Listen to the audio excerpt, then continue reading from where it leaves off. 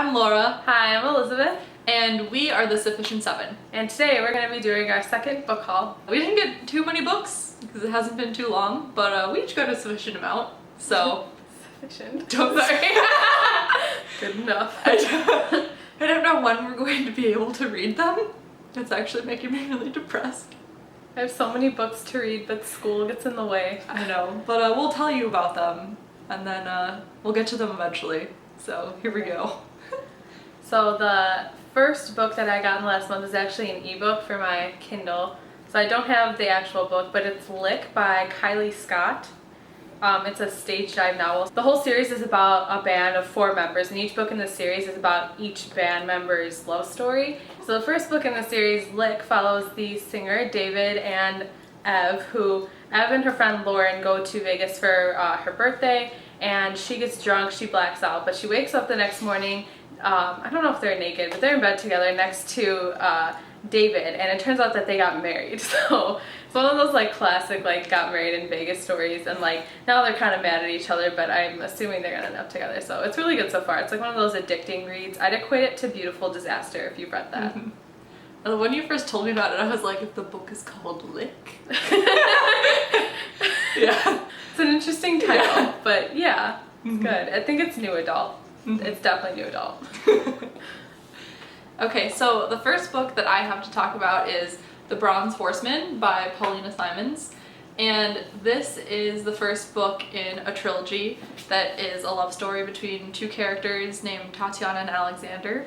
And I believe that it takes place in Russia during World War II.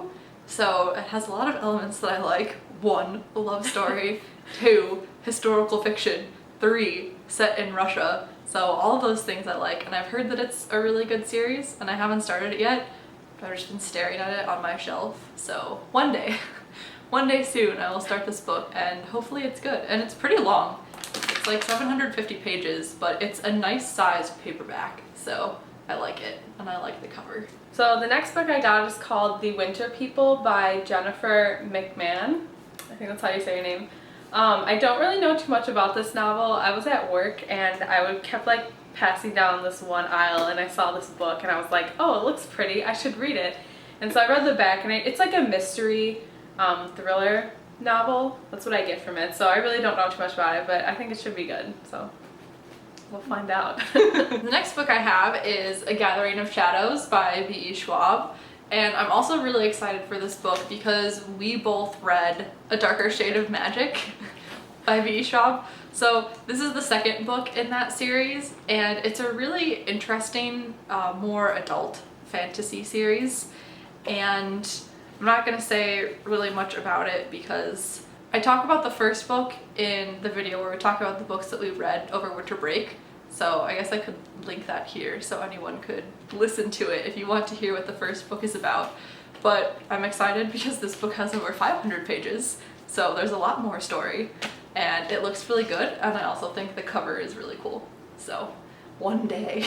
The next book I got is called La Bella Lingua by Diane Hales. I've been on like a memoir nonfiction kick since I started taking a creative nonfiction writing class.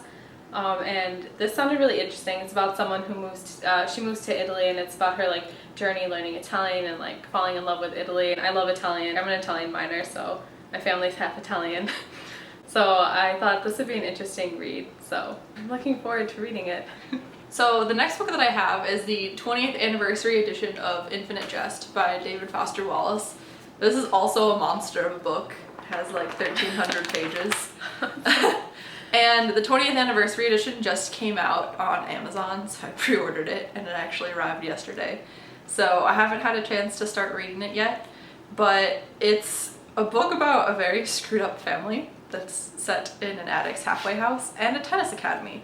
So it's pretty interesting, and David Foster Wallace is a really interesting author as well as an interesting person, and I wanted to read more of his books when I listened to this radio story about him that also used clips from a movie that was made about his life with Jesse Eisenberg and Jason Segel. So it was a story of David Foster Wallace and this reporter, and apparently they both did outstanding jobs and captured the author really well. David Foster Wallace unfortunately committed suicide, So it's really interesting to look at his work because there's not a huge body of it, but I think a lot of it is really great work overall. So I'm excited to read this. So the next book I got is called In Other Words by Jhumpa Lahiri. I think that's how you say her name. So this is also a memoir. It just came out. Actually, it was originally written in Italian. So it's very similar to La Bella Lingua. It's about her journey and like learning Italian and like this need to learn Italian. So she moves to Italy with her family. It was originally written in Italian and it was just translated into English. But I think what's really cool about this book is on the right hand side of every like page it's in Italian. On the left hand side it's in English. So if you're learning Italian like me and like you want to be fluent one day, I think this is like a really good read to pick up because it's her journey into like becoming fluent in Italian. And also it's really cool to see how the translator went from Italian to English and being able to like compare that and try to read the Italian in here. So I'm really looking forward to this one. I think works like that are really interesting because a lot of the time stuff gets lost in translation. Like certain idioms don't get transferred over, or the construction of a phrase is completely different in another language. So I really like stuff like that where you can see the original translation, especially if you have some knowledge of the language. I think it makes it really interesting. Definitely. The next book I have is War and Peace, of course, by Leo Tolstoy. And I got the version that was translated by Richard Pivar and Larissa Volokonsky, and they're a married couple, and they actually translated the edition of Dr. Zhivago that I'm reading for my Russian history class. And the thing that I like about this book is that they kept all of the French in the book because at this time in Russia, French was the language kind of like of the court and the bourgeoisie. And if you were educated in Russia, you would probably know French. So a lot of the time they're speaking or writing in French to each other. And that's really cool to me because I take French. So like the very first page of the book starts in French, and then at the bottom they do little footnotes with translations. And I think that this is supposed to be a really good translation of the text, not to mention that it's a pretty edition. And again, it's a really long book, but I broke it up into 200-page chunks, so I hope to read it by chunks over the semester. And I think something that we'd like to do is to get through this book at the same time watching the mini-series that was created by the BBC, because it's supposed to be really good. And the reason why I split it up into 200-page chunks is because there are about 1,200 pages overall, and there are 6 episodes of the miniseries. So if we can go approximately 200-page chunks per episode of the miniseries, I thought it would be really interesting to compare and contrast. And I like that the miniseries is out there because it makes reading a huge work like this more accessible. And 2 actresses in the miniseries are Lily James from Downton Abbey and Ashlyn Loftus from Mr. Selfridge, which are both really good masterpiece shows. So even though I haven't seen the miniseries, I would recommend it because a lot of actors in it are really good. So the last book we're going to talk about, we both went out and purchased after seeing the trailer. It's Me Before You. We both watched the trailer and cried a lot, and then watched it again, and then watched it about 10 more times.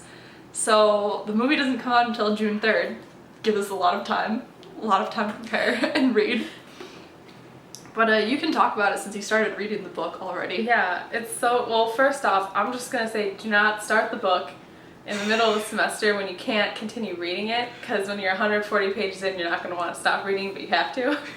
But basically it's about Louisa Clark, and she's just, like a regular girl, just living life. She has a boyfriend, Patrick, who's super into like running and exercising, and Louisa Clark is played by Emilia Clarke, who's Daenerys in Game of Thrones.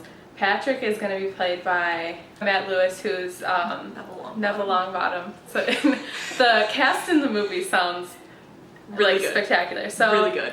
It's basically, the book starts off, she's been working in this cafe for 6 years. She loves working there. It's her favorite thing.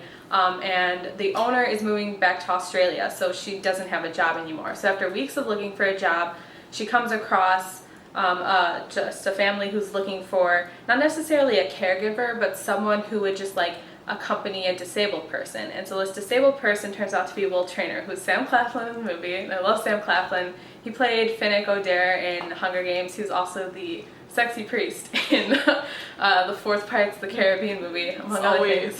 The That's all we reference him as, the sexy Yeah, priest. sexy priest. Yeah. Yeah, so, and yeah, he's a quadriplegic. Will Trainer's family is very rich, and he used to live this like extravagant life. Like he was a really wealthy and successful businessman, and he'd take trips all the time and do crazy things like skydiving and, I don't know, parasailing and stuff like that. And he was just walking across the street and he gets hit by a motorcycle, and so he loses the ability to use his arms and legs, and he has very limited use of his fingers, and that's it, and he can move his head. And so it's about him and Louisa just interacting every day, and it's I know it's marketed as a love story, and like you can definitely see it happening, but I think it's a lot about both of them learning to accept like their life choices and like living, I guess, as best as one can. Yeah. So it's really good so far. Because I can definitely see, and this comes across in the trailer too, that he challenges her worldview and makes her think that she hasn't really done much with her life, so she wants to go out and live it to the fullest because here's this person who doesn't have the ability to do that anymore. Yeah, it looks like a really good movie, and I've heard that there's just wonderful praise for this book, so I'm really excited to read it. And I think everyone should pick up this book and watch the trailer just because it looks so good. Yeah. And the actors, the cast looks really The great. cast looks really good for the movie too. Yeah. So. Only like 4 more months. Oh, so those are all the books that we have recently acquired for this book haul, and feel free to comment if you have any questions about the books, or if you guys have read them or liked them, or just want to say anything about the things we've read or give recommendations or anything. Don't forget to like and subscribe to our channel as well. We try to put out new videos every Thursday, and all of our social media accounts will be listed in the description box below. These are all the... Oh, they're so fat. Why they're so skinny. I love fat books. They make me happy. Until next time, bye.